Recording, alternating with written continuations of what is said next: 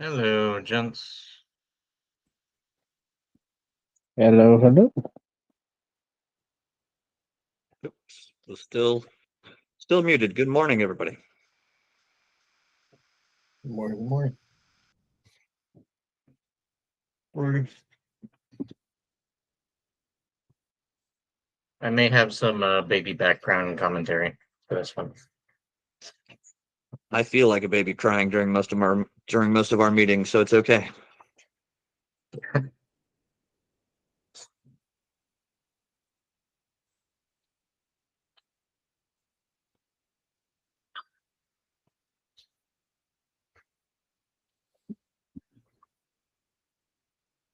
Okay.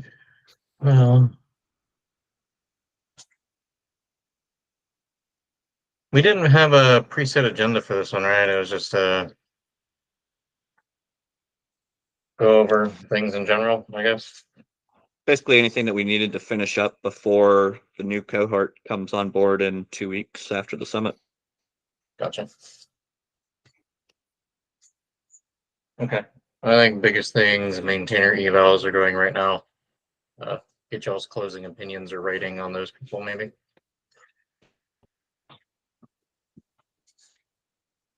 And then opinions on the incubation requests. We got an async vote in Discord. I don't know if resubmission is something if we say no, if it's something we consider, or we just close it out. Isn't it a 6-month window? Oh, they Yeah. have to wait. 6-month window, or if we want specific questions for them to answer to reconsider more immediate. Yeah, no, I think just to limit the sheer amount of stuff, like there needs to be a hard time-based factor. Yeah. Not just, oh well, go and change the answer from yes to no over here, and then you're good, because that gets pedantic and too much back and forth essentially. And with a largely volunteer, I realize there's a 500 ADA stipend coming for the committee at some point, but with a largely volunteer crowd, we really do have to monitor the bandwidth being asked of the committee members. Agreed.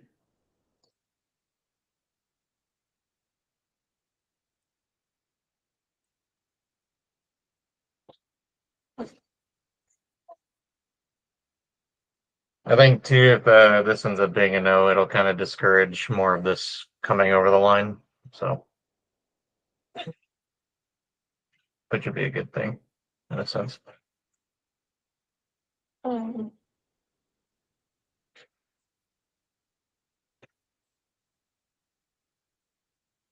Okay.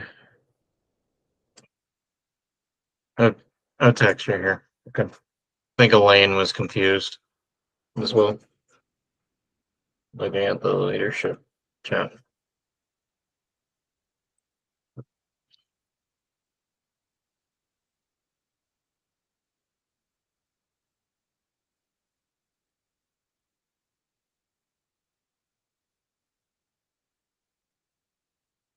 Okay, I just pinged her.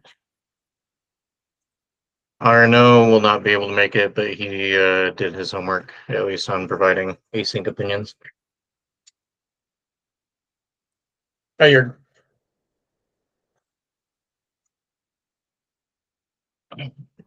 Hello, hello. Hi, Sebastian. Garrick, Sebastian, you guys all set for travel?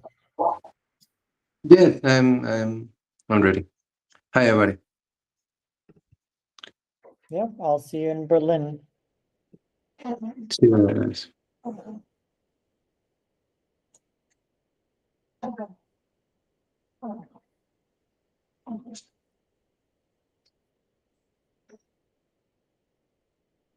Hi, Elaine. Hi. Sorry, I think I misinterpreted the like cadence like change stuff. I forgot about that. Okay. Yeah, I guess we can let me see here. Were we not going to skip the meeting like today because the Cardano conference in Berlin was happening? No, that's why we're having the meeting today, because the regularly scheduled meeting was next week. That'll be right in the middle of the event. Right. Okay. Yeah. Let me just pull up the ClickUp then. Let me stream that real quick. Sorry for the tardiness, everyone. Let's get this on track.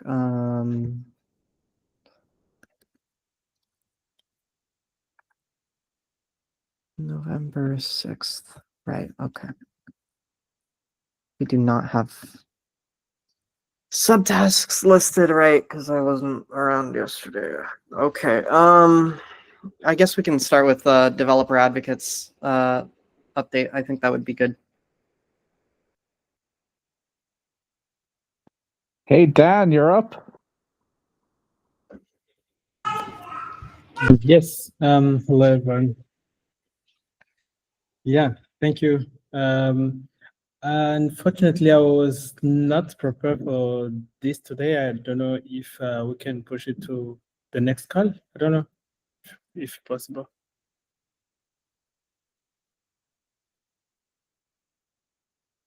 Hello, can you hear me?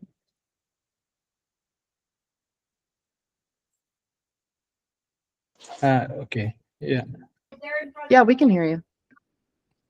Yeah. So I would say we're supposed to have an update every 2 weeks. Last time we got the update from Uche, so I thought that it will be we'll have a new update next week.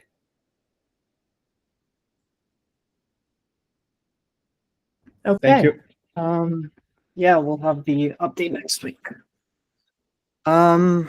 Okay, what On- else did in we have 2 to weeks, discuss? just so we're clear, the cadence is switching, so it'll be in 2 weeks. There is no meeting next week, so alert the developer advocates. Yes. Right, okay. So moving on from that, I think probably good to talk about would be the there's a Google Summer of Code program, and there's also the MRP like status. Let's talk about the MRP status first. Yeah, has everyone had a chance to review the like document? I sent a link for it for the process document.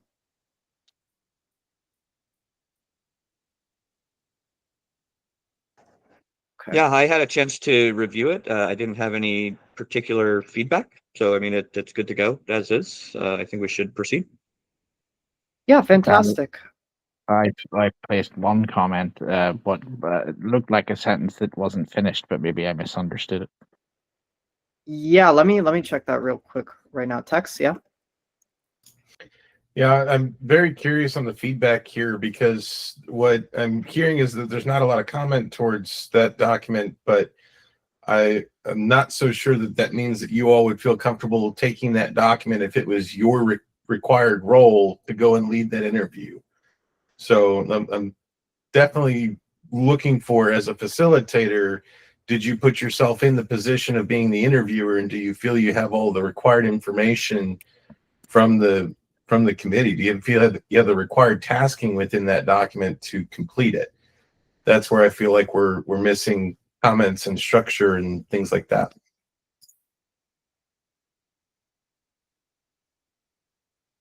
Yeah, totally. One doc. Yeah, I saw what you mentioned, Jonathan Kelly. One document total with the opinion of the committee. Only mention individual committee members.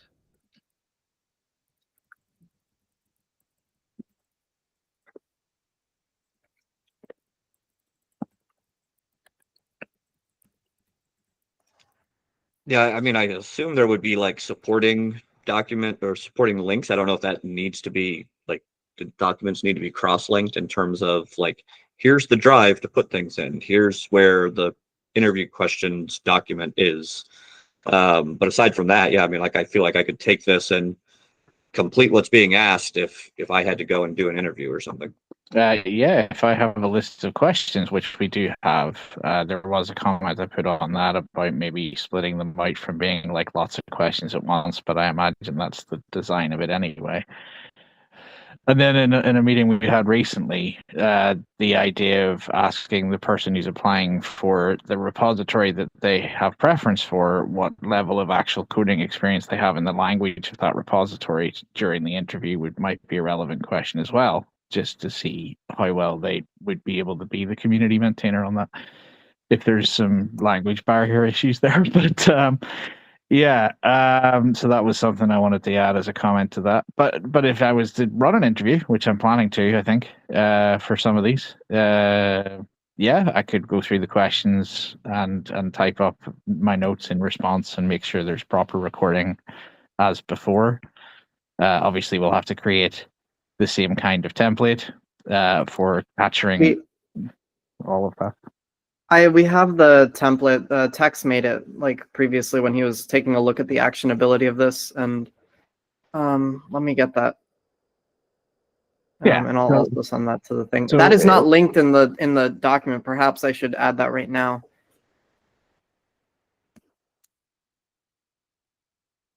MAF.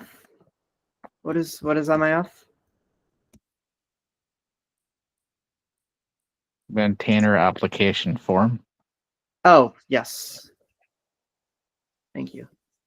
So yeah, I've been so myself and Arno have put in commentary on most of the people underneath our scorings, and we've both put in scoring. Sebastian's put in scorings. I think maybe some commentary. I don't know about all of the candidates, but everybody has a box.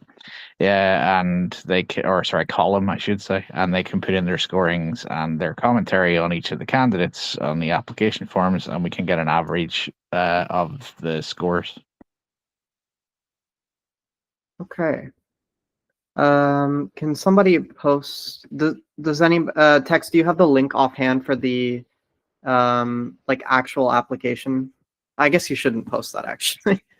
Yeah, it shouldn't share it on screen, but there Yeah. there are links on the Discord already. I'll put a little mention back up to them one second. Yeah, thank you. I have not had the time to take a look at that. Sorry guys, a bit embarrassing. It's a bit swamped lately. Okay, so we already had several people review, or we already had several people take a look at like all the applicants, right? I guess we can't really talk about the applicants in this call beyond. I guess we can update on like how many people have like reviewed and stuff. Per Robert's rules, I would not go into candidates explicitly, but this meeting did not make it to the public calendar, so there is a bit of flexibility there. The recording will still go on YouTube. Still going to be recorded, yeah. So like, Yeah. yeah. I mean, so how many both core and community repositories do we have at this point, and how many total applicants do we have? Let's go with that just for an update for the program. So we had 2 more additional come in. Mesh SDK was just applied for, and then Andamio also joined. So in total, I think we're at 19 to 20 programs. 11 of those are core, and we're at 29 are community projects. So we just need to find butts to seats at this point. At the moment, there's 11 applicants on the other side to be maintainers and a smaller subset of people selecting repositories. There's a table that I created of who wanted to do what, summarized, so you can see which repos were more popular than others and who's that's fantastic. who's against each other in contention for getting that repo maintenance. So you can sort of work out potentially where people would be best suited to go based on their competition, but you'd have to check that with them during interview that they're happy to take that on as priority. So yeah, there's conversations to be had with the applicants. I'm still kind of confused about this concept that people pick a handful of repositories and then we just assign them No, that's what I'm saying. We're not assigning them. I'm saying that during the interview, it would be raised as a fact that there's more than one candidate for this, and there may be less competition in who wants to do what on this one. So there's one example. I think Cardano DB Sync only has 2 people that were interested, whereas others have 4. So if at the interview stage you could say, well, there's less contention for this. So would this be something you would be willing to take on as a preference because your likelihood of getting assigned to it is higher? Or do you want to, go in the running for against the other 3 or whatever? Okay. Yeah, I mean, I get it, but it also is kind of weird, right? Because the whole point is to encourage people that are like hopefully already contributing to that repository in some way, shape, or form from the community side. So to be like, oh, well, maybe like you could just move over here and contribute over to there instead. It feels a little bit weird, but we'll see how it plays out. Based on the applications that have come through, it's mostly not the case that people have already been working on the repositories they're applying to do. There's one that is absolutely already worked on the repository they're applying to do, but there are others that have not. So I think the reason that we asked for 3 is because it was possible that people would apply with similar experience, but not exact experience, but enough to be able to be good at certain things. But you need to give them a wider range to choose from, just in case they're not actually suitable for what they're interested in, and then they're not immediately being knocked down. I think it's just to give better chances of people being assigned to things based on their previous experience. Maybe it's not the best method. I'm not sure. Christian? Yeah, Adam, I think it also connects to the point you were having with conversations with Felix about like, are we accomplishing the actual goal of the program too? Because I feel like some people, especially with meshes set up where it's just minimal and it's a bunch of random contributors who just are passionate on stuff, allowing the sponsor org also to apply potentially, and we just vet that funding thing. But yeah, if you want to talk more on that, just to have a conversation. Yeah, it was a thing that I had raised in the internal chat for the open source committee, that with how we've structured the maintainer retainer program currently, the idea is that if the initial repository was created by some company, and we'll use Bitergia and Jurg as an example. Bitergia created the repository that's now open source, and therefore Jurg and all of Bitergia's employees are not eligible to receive this maintainer retainer program, but Sebastian and Johnny Kelly are. And so in this hypothetical situation, Jurg, who actually is the most skilled and qualified candidate because he actually created the open source thing, to be the maintainer, let's say he stops working at Bitergia for whatever reason, he moves on in his career, and he doesn't have a direct incentive to any longer be associated with that repository, or Bitergia just kind of refocuses his priorities as a scope of his work. Now he's no longer maintaining the repository, but 2 random people from the community who have never contributed to Jurg's open source are being paid to take care of his baby. And it just feels like a really weird thing to do, particularly because a lot of our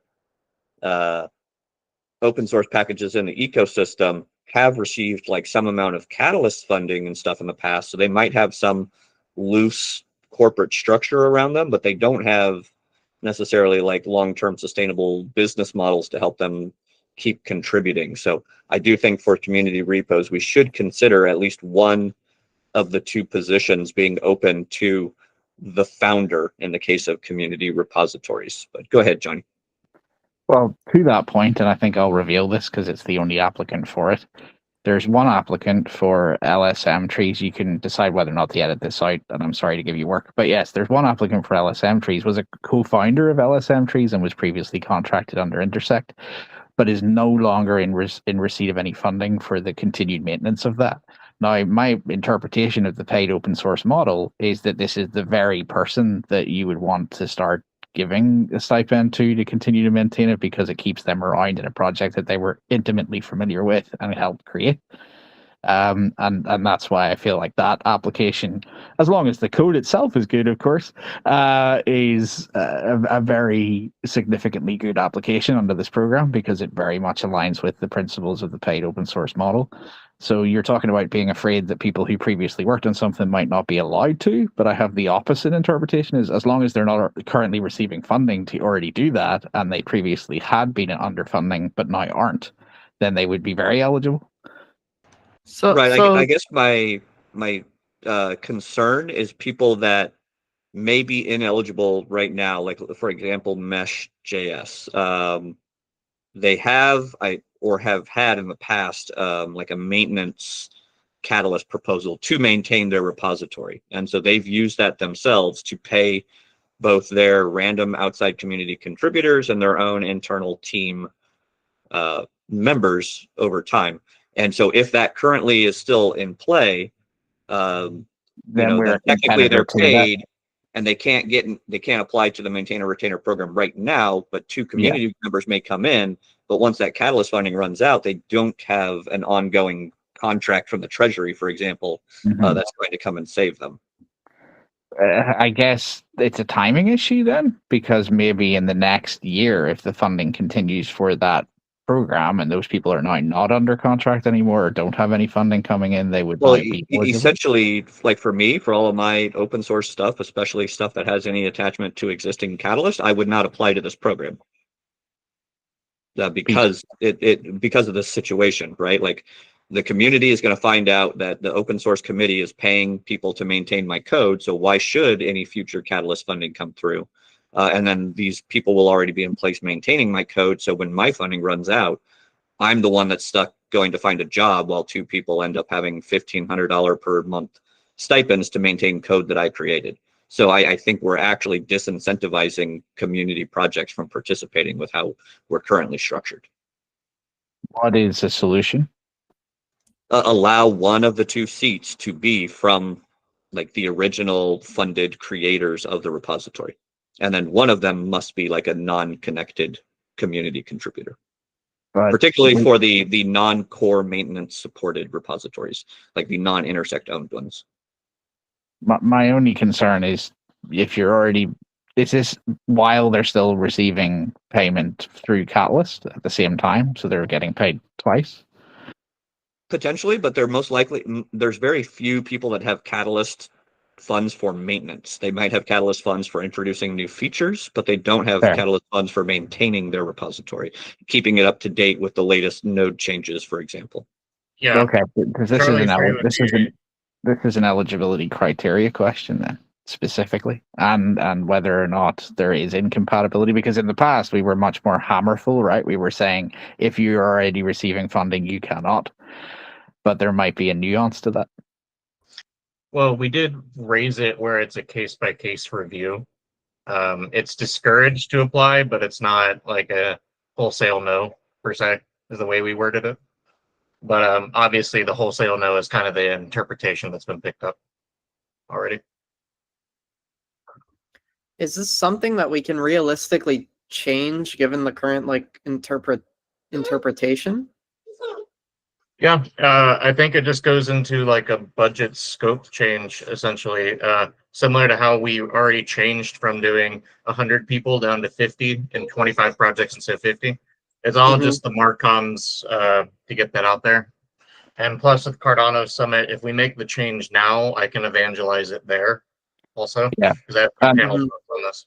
Is there any awareness of a person who is refrained from applying through this program because of being concerned about that? Have we got any real world examples? One of them potentially could be Kevin Hammond, maybe. But I mean, he's no longer under contract or employed. One project I have talked to was Charlie 3 about this with their core devs. They were in a financial crisis, but they got all their proposals funded, but none of it's maintenance work, as Adam mentioned. It's all innovation, open sourcing their stuff. I don't know if we're funding one of them to qualify for this, or helping compensate some of their engineers to continue working on those. But obviously, they need open source components to qualify. Mm-hmm. But And that's then, of course, I'm going to do the community concern point where people might start getting, the Cabal is getting even more money now from Intersect as well. But this is something that is sort of a sentiment that's always going to exist, right? And maintaining a thing and paying for maintenance isn't evil. And people who are skilled in doing it should be compensated for doing it if they're good at it. So yeah, I would push back against that Cabal argument, but I just need to mention that it exists. Yeah, it's always going to be an uphill battle on that, but this is where we need to realize what are the actual factors of treating open source as public infrastructure and the maintenance behind it. And I think if you have that, we'll actually get quality candidates applying, not that the people who have aren't, but we might also get more interest and actually start sustaining the critical projects. Because that's the other thing, the critical projects we all depend on, they typically are receiving funding because people depend on them. But yeah, Adam. Yeah, I just want to address a couple points that Tex was making in the chat. Obviously, like, yeah, we would still require that these maintainers clearly delineate what work was done as part of their maintenance of the repository and not simply part of, you know, working on a Catalyst proposal, essentially. Like, they would have to show Node came out with a new version, I had to do this to keep up, right? That is maintenance. That's not, I implemented a new feature. No, that's not what we were paying you for. And let's acknowledge that we're talking about $1,500 US a month, which sounds like a high number to a lot of parts of the world, but is a pittance for what most software developers are paid by just having a job. So we're really not tipping the scales heavily for one guy to sit around, you know, for a few hours a week and make sure that that software continues to work going forward in the future. Yeah, so I guess I'll just finish off by saying I don't object to the idea of making sure that it's clear in the criteria of application that if you're going for maintenance specifically and it isn't related to existing funding through something like Atlas for a feature improvement, then that should be something that allows you to apply through this program as well. And the communications on that would be done by open source office or community, committee, just saying, listen, they're different things, different budget lines. There's a reason why maintenance needs to continue to exist, and people who are skilled at it are good people to get for it. So you shouldn't exclude people based on their history. Yeah, we could delineate the maintainer adjective further. We have the community maintainer, which is that track we could currently have, and then we could do founding maintainer or some adjective just to delineate our maintenance. Well, no, maintenance maintainers. Y'all should just get rid of me for naming anything these days. But Okay. we can clearly track that out, and it doesn't affect any of the smart contract work because it's all still within scope. It's just execution. Okay, but as it stands right now, we have 11 applicants. Their answers are available to review. 3 of the committee members have reviewed and scored, and more can in that spreadsheet. And the table that I mentioned before, you thought it was 13. Did you post that in the chat and then ping me? Or I linked back up to like I said I would do, in Discord. So if you go to the OSC internal channel, you'll see a link back up to the post. It's the second link. Oh, okay. Yes, second link above in my post. Yeah. Can we do, for the sake of the recording, decision, because we're at consensus if everyone agrees that that's an approach I we was want about to to mention. Yeah. Okay, so I will motion that we amend the maintainer retainer program specifically in relation to non-Intersect owned repositories. So community owned and maintained repositories, that one of the 2 maintainer spots, the initial creator of the repository should be eligible to receive the maintainer retainer role,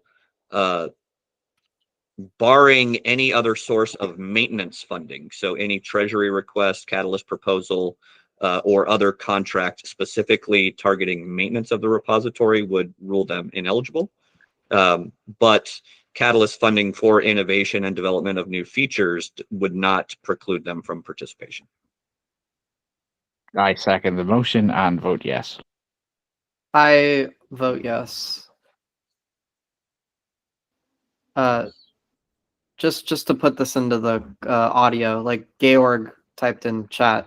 Yeah, We I could can, do a poll if we want, but I can it's say yes. Lack of contest, right? It's a no contest vote, so we're good. fair enough. Okay, good. Okay. Splendid. And then, as I say, the 11 applicants, I'm worried that it's 13 now, but I'm pretty sure it's 11. That they're available to review. As I say, that tab exists at the end of the spreadsheet where you can see 4 applicants on one repository, 2 in another, only 1 for one, etc. Okay. What threshold do we want to do for how many people should have scored people before we just start like the interview process? That's a question that I think we should probably consider. What was the passing threshold for the developer advocate interview passing? Good question. Tex, Christian, does anybody remember what that was?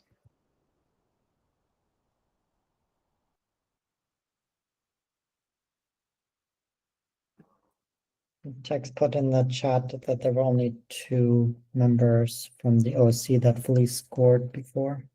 Was that, sorry, Tex, just to clarify, because I wasn't sure when, at what point chronologically you sent that. That is referring to the like developer advocate program, correct? No. It's Or are directly you just related to talking the about right topic now? at hand. The only respondents that gave a full score that the decision was made based off of was yourself and Johnny. So we had other various scoring on one candidate or another, but from a participation standpoint, a proper critique from the community is that they could come back and say, well, I only see two or three rows of scores, one of them being myself, and I don't remember if there's names associated, but that's not quorum. So someone could very well argue that. Just to clarify, this was scoring for the application form answers, not the interviews. I can check back on that. I'm sorry. Thank you. Because I remember more than 2. Well, yeah. So the point being, there was only like 2 full completionists that reviewed all applicants, right? For the developer advocates, it sounds like we've had 2 full reviews of all the current applications for maintainer retainer. I think three actually. At the moment, scorings at least 3. Okay. Oh yeah, 3 scoring. That's right. Sebastian went and at least provided scoring. So, so yeah, we're at 3 already. The question is, do we need a quorum of the committee to review every single applicant? I don't think so, because there's also an interview stage that we've written this entire policy and approved this policy for, and they're going to be interviewed by the project as well to determine whether or not they're a good fit. Like me going through and giving them a thumbs up or a thumbs down or some 0 to 10 rating doesn't really factor in if they get rejected by the project as not a good fit for their team. Yeah. Okay. I would say then that I believe that we can get started with interviews without like any particular threshold of like having the applications, like the actual application questions reviewed.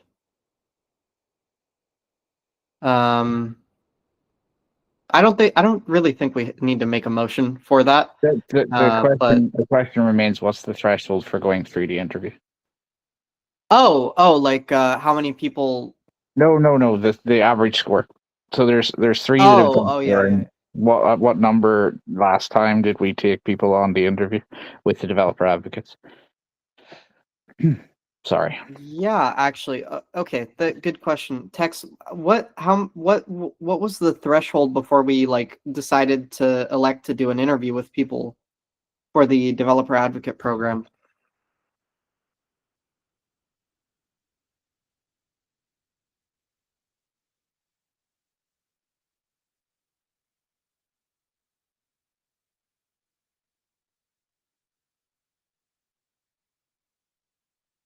We don't, maybe perhaps this is not like an easy question to answer off the top of our heads.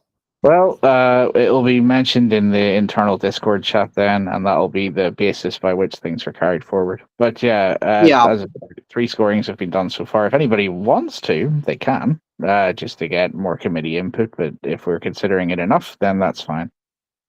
I will go through it. Not tonight because I don't know, probably this weekend. Yeah. Righto. Yes. And like I said before, I'm okay to do interviews and can use this, the interview template to write any responses to questions. And I would suggest that additional question about familiarity with the language of the repository. And yeah, next. Wait, sorry, what was that? What was that about? Like the additional question about the familiarity with the language? People are applying for things like Haskell-based repositories, but not necessarily giving full histories of familiarity with Haskell as a programming language in their application form. They have done maybe documentation around it, or they've done some level of interaction with other repositories, so showing good experience.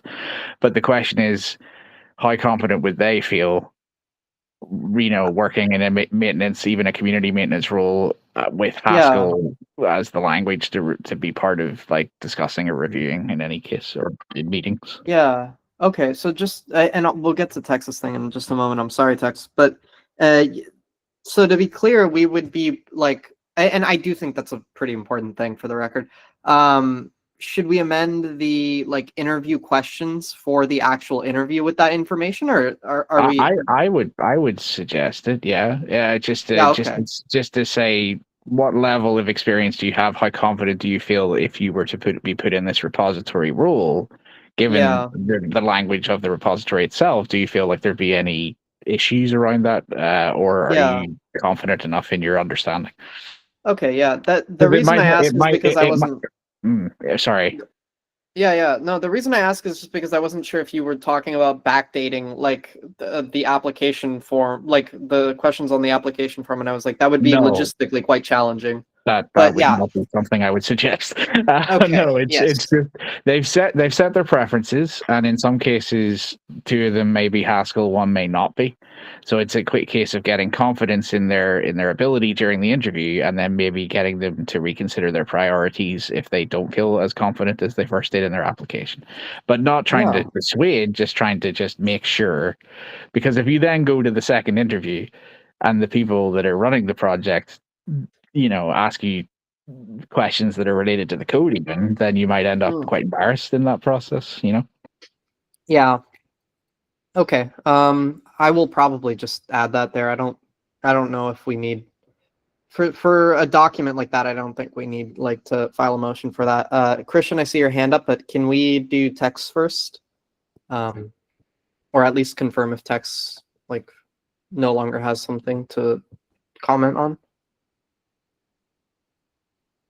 Okay. Yeah, Christian. Yeah, I was gonna say, Adam, I know you had the integration with the Haskell project and worked out just doing TypeScript functions. I don't know if that's a relevant thing to bring up from your experience related to the topic. I mean, it was. I was actually able to at least read the Haskell PRs, even though I can't program in Haskell, but I can read the code for the most part. So I was even able to review PRs and just kind of make sure that it was lining up. And then, so I was working on Cardano addresses as the maintainer of the TypeScript, because all they had was Haskell devs over at the Cardano Foundation supporting, and so they didn't have anybody to look at the TypeScript side of things. But yeah, that was that whole experiment kind of changed abruptly when Arnaud moved over to the CF and then took over control of that repository exclusively under CF control. So I don't know that it's necessarily the best example. I'm still technically a maintainer, I guess. I still have commit access over there, but it's fully under CF management now. So they kind of came in, decided they didn't like the way we were doing things, and fully changed it. So it kind of shows that depending on who the project lead is at any given moment in time, they may or may not agree with the direction that we're heading. Is this about language, of the project, or sorry? Well, I think what Christian was pointing out but I think Cardano addresses is one of the rare ones amongst those that where it was actually a multi-language repository. So there was a core that was developed in Haskell, but it was actually trying to compile the Haskell into WASM for consumption by JavaScript and TypeScript. And so there was like an unmaintained that compilation, and the export to WASM was not being maintained because none of the Haskellers spoke TypeScript or JavaScript, essentially. So I was looking and working and making PRs in that direction while they were making changes as necessary to the Haskell code to try to bring the overall project up to snuff. Yeah, he was piloting the whole what would lead into these programs just to see how the environment would work. And that project with 3 others actually should be Cardano Foundation projects, to be quite honest. It just missed out when we did the core migration back in 23. So I will also point out real briefly that this was right in the middle of CF and IO, who were co-maintaining this repository, completely blowing up and refusing to talk to each other. And then I was stuck in the middle trying to play mediator and still get work done. So yeah, it was like a tempest in a teapot of like perfect storm scenario of all the things wrong that you could have in a repository, and we still kind of sort of made it work. So you know, it wasn't all hope was not lost, but it was definitely a difficult situation to work through. You would have been able to very well answer that question about managing conflicts on a repository in the application form. So I actually want to say, like, I think that's a pretty exceptional circumstance to pivot like that hard, like, and like do it successfully. I don't think that, like, I want to rule out, like, I definitely don't think that it should be like a requirement for them to say, oh yeah, I've done Haskell before, like, because, like, I don't know, if you do Scala and like you know, you do you want to work on like a Haskell project, it's fine, it's the same thing, you know. But I do support collecting the information because, like, you know, it really like affects like the chances that somebody will just like have like too much, you know, to like onboard onto all at once, and like, you know, it might affect their output for performance and stuff. Jonathan Kelly? I'll reiterate that the nature of the question is more how confident are you that you'll be able to work in this environment under this language? Just to make them think about the 3 different things that they picked, and if they pick something that was more familiar to them, they might be more comfortable going in that direction. But it's not to stop them; it's just to give them a question at interview time to think on that they might not have whenever they selected from a list of repositories. Yeah. Christian says, while most of the Haskell team needs are for community governance inclusion more than needing Haskell devs, so something to consider as well. No. Again, this is why the nature of the question is just familiarity with the confidence of working in that environment, not specifically contributing code. I really need to stress that. Yeah, no, and I think that the nature of that question is also good, just because it covers like for like other like stuff of like not just like language, but like, you know, whatever it might be. And it's not just Haskell, like there's other languages involved in the things that picked. So just checking with them, what are you most confident in? You've chosen 3 things here. Which do you feel would be the priority for you? Is there any of these 3 choices that you feel less confident in? Like, what's your scoring for yourself? It's to help direct flow as well for, you know, who goes where. Yeah.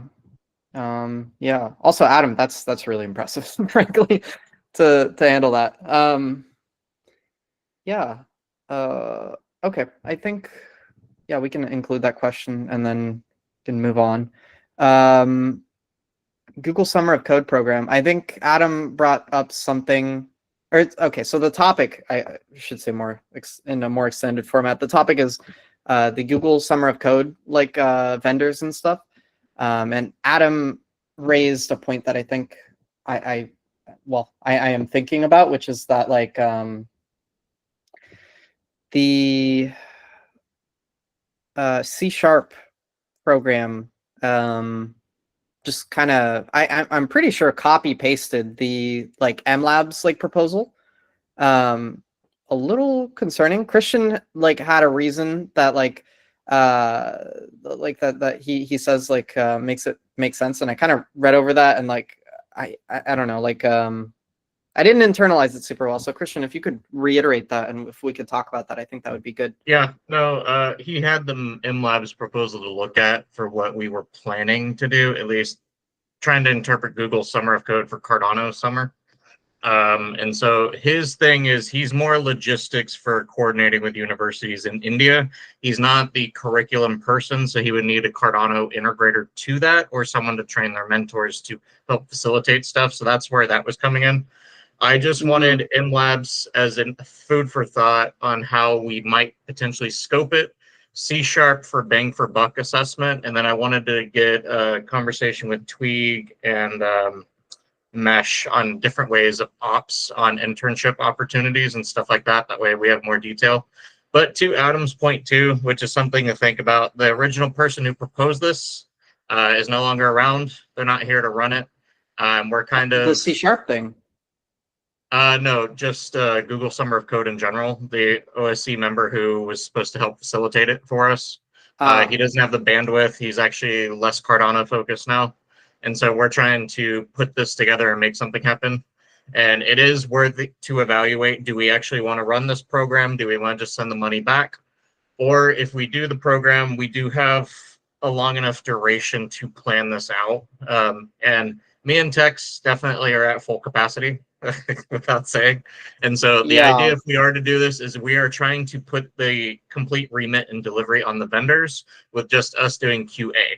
So that's why I'm having the vendors do the proposals, and that way we can eat them alive and put together our concerns and thoughts, because it's easier to red flag things versus try to, because I myself have never done this, so I'm trying to get multiple opinions from people who have done similar things. And we do have the Google Summer of Code as the doctrine reference as well. So yeah, that's my remit. I'm good whether we do something or do nothing. So one thing I like, I think is kind of relevant is what constraints do we have on like when the program would launch? Because if we can just delay like until like I think delaying is a pretty safe option. If we don't have any time constraints on it, and we don't have to necessarily decide on like, you know, like, okay, are we going to do it? Are we going to like not do it? Because like if we delay like too much and stuff, and it just ends up like going back to the treasury, like, well, that's, you know, nobody lost money. Well, the clarification there is our contract for the budget is within a year's time frame. To justify it, we have to start the contract work with the Google Summer Code within that time frame, or it's an automatic goes back. So that's the thing to work out, and we only have 2026 summer really to execute it, or we put ourselves in a situation to put it in 2027, or we do the other idea, which is run it during school curriculum courses. There's an argument to be made there, but yeah, I'll pass it off. Yeah, Tex. So just full clarity for where we're at right now. Basically, any contracting, any statements of work are on hold. That means 4 programs right now we could appropriately define as at risk. Ideally, I'm going to do my best to get those over the line by the end of the year. But yes, that should come in line with the constraints of, can we actually do it?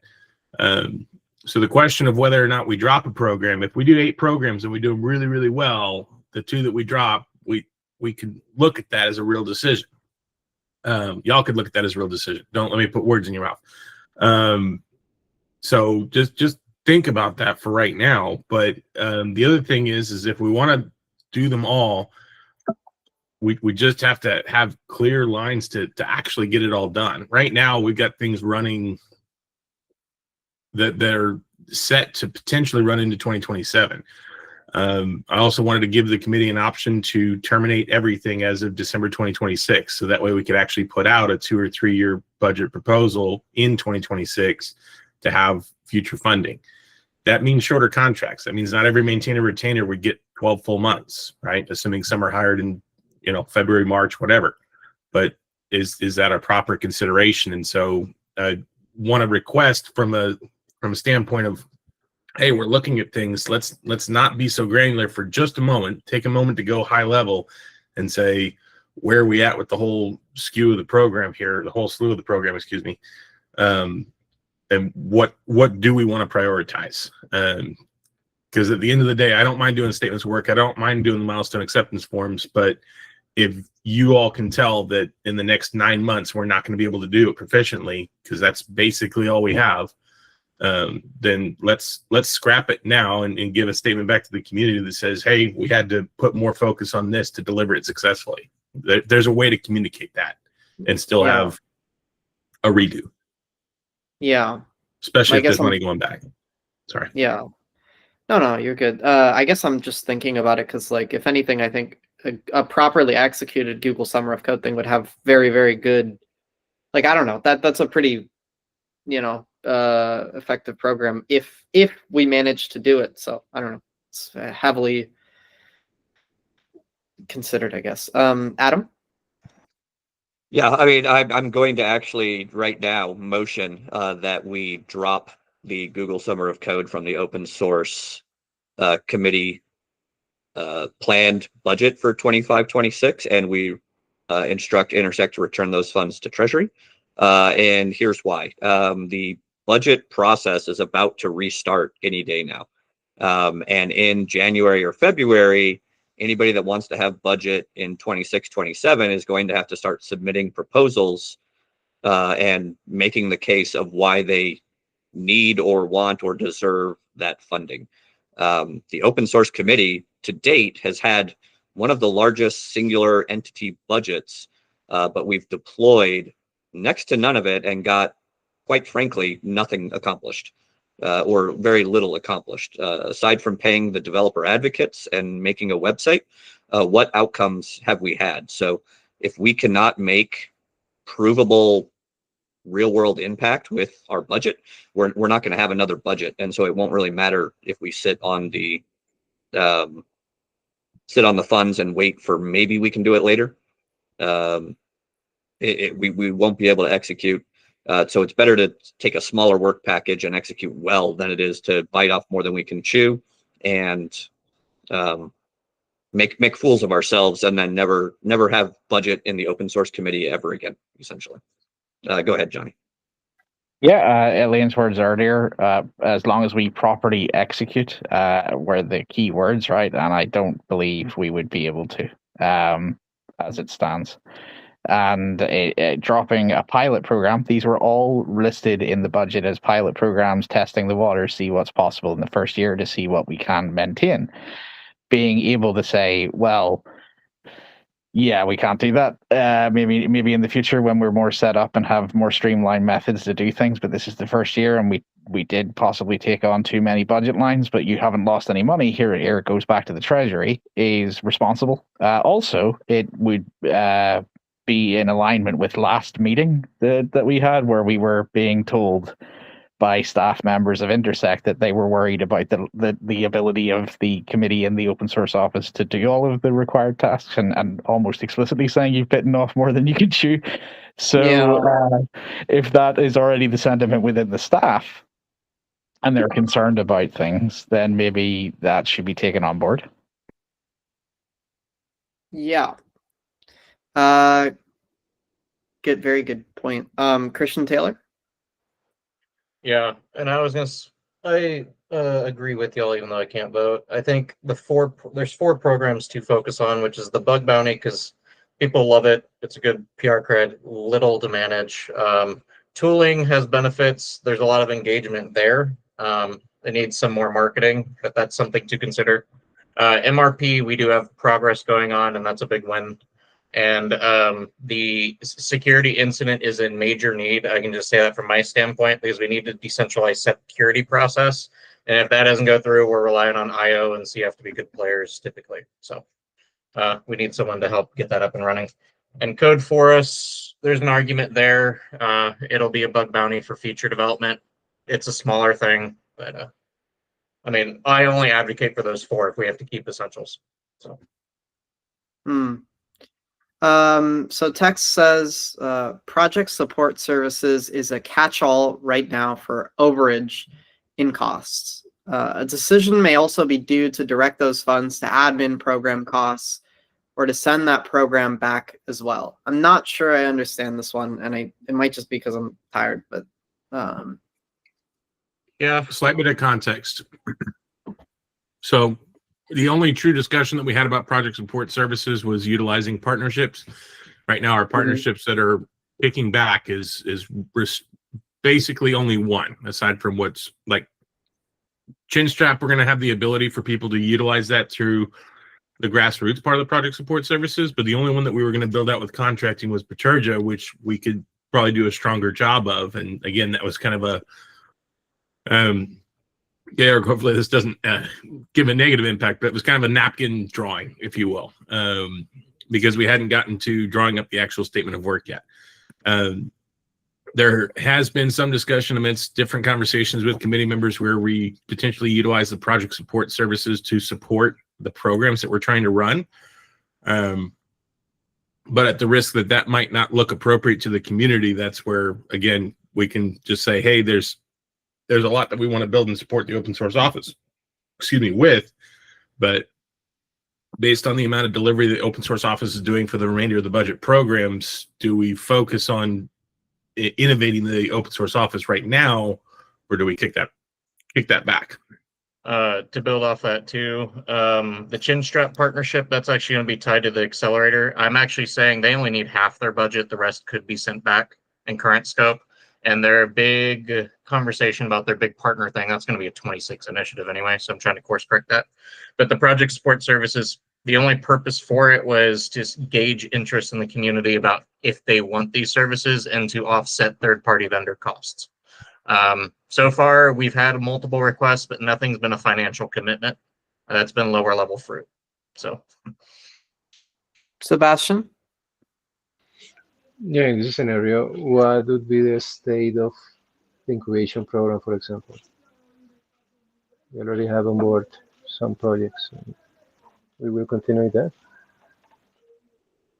The incubation program didn't have a budget. Like it's just a program that the OSO is running, and it's part of whether or not programs would eventually end up under Intersect ownership. So yeah, that would continue because it's not really subject to budget fluctuations. yeah, that's just best practice adherence and giving a risk mitigation factor for saying these projects are mature. Typical foundation stuff.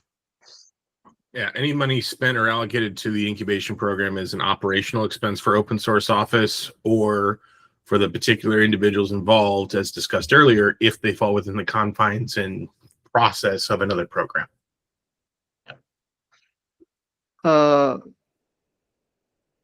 Yeah, Adam? All right. So I still have my original motion. We've had some comment on it, but nobody has seconded it for it to go to an actual open committee poll on Discord as text. Okay, George, Yeah, seconded. I'll second it. But then, so I would actually also propose that with project support services, we do keep that line item in the budget until the budget ends, and just at the end of the regular budget cycle, which I believe is June 2026, whatever is not spent at that point would be again returned to the treasury with, notes like, hey, we asked for this much, we actually didn't need to use it all. Surprisingly, like if we can actually manage to do that and be responsible with the budget, then all the better. Jonathan Kelly?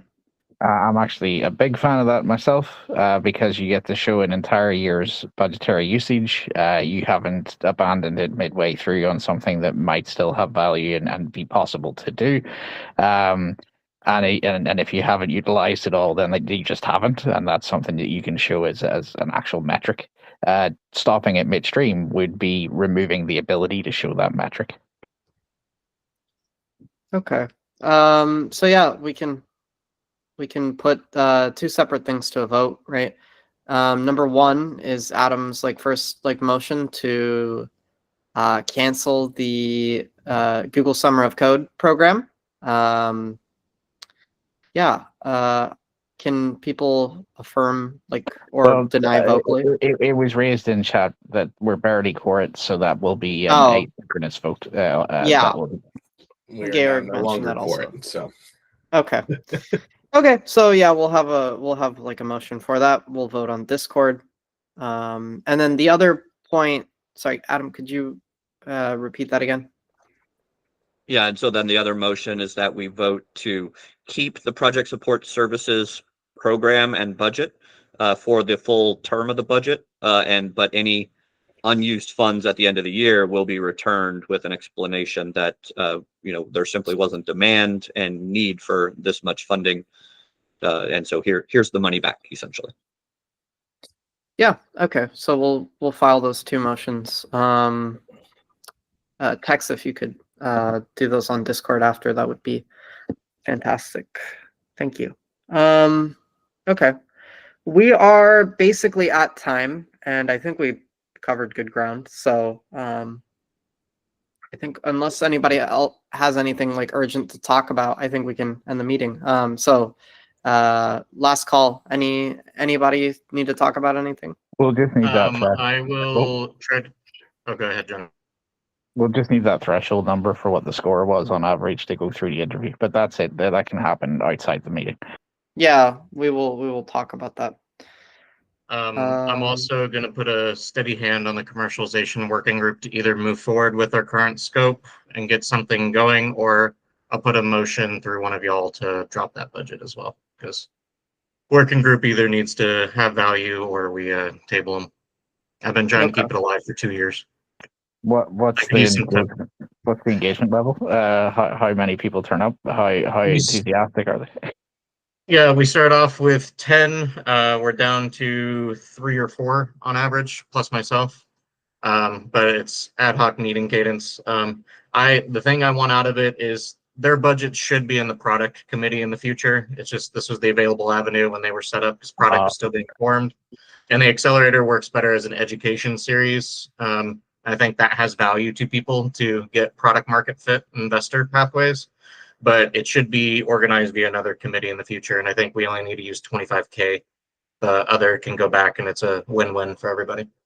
Do the working group members themselves begrudge this potential path? They're trying to see if they want to use the full funds for this other 2026 thing, and I'm just trying to encourage them to do a different proposal for that under a different committee. Yes, I think that would be reasonable. To try and redirect what you have stated funds are going to be for might not be the best thing to do. Yeah, well, and the commercial open source software thing, we already have a vendor for that. I'm trying to find a vendor for the other two for 10K to do the work education series. So worst case, we execute one program with benefits to people to learn how to run commercial open source software. And I'll figure out how to do the rest if we don't find vendors for it. But yeah, I want responsible use out of it. I don't want to keep trying to keep it alive if there's not enough demand. Okay. Yeah, thanks everyone. I am going to go sleep. Bye-bye. Thank you. Dream about budget, Elaine. Oh, I'd be glad to. Thank you.